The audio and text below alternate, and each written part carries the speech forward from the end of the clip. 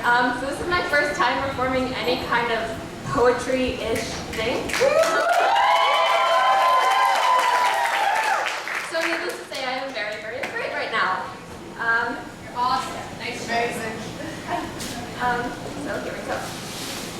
Oh, it also requires a trigger warning for transphobia and dysphoric feelings.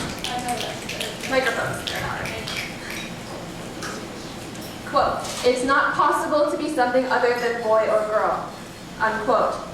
My spine prickles, the tickle of anger spreading through my body like wildfire. There's a problem with the system and something has to change. I've always been afraid to voice my feelings. The right words never come out right. I stutter and I sputter and I struggle to say, "This body is not my own." Have you ever felt like a stranger in your own skin? Slide your fingers over your chest only to discover the breast you never wanted. Clutch your hips, the smooth curves that never belonged to you. Frail shoulders, small feet, feminine face. This is not my body. This is not my body. The crippling gender binary left me for years, struggling to fit into girlhood. My borrowed femininity left me following the behaviors of the girls around me. I wore girlhood as if I had no other choice. I couldn't crack the code, break the lock, free myself from the internalized misogyny and hatred for self. I've often thought what it would mean for me to come out to my parents. What can I say that will make them understand that for me to stand tall in my own home, I have to change? As if coming out is the same as coming clean, I will bow my head in surrender and try to explain.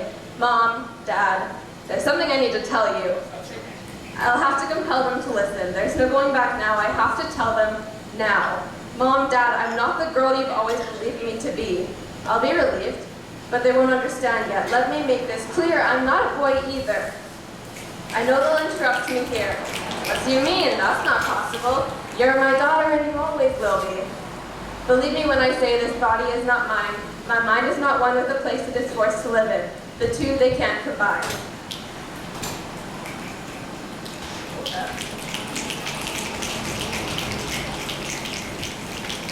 See, I was born into a Christian family. Yeah, shit, I know.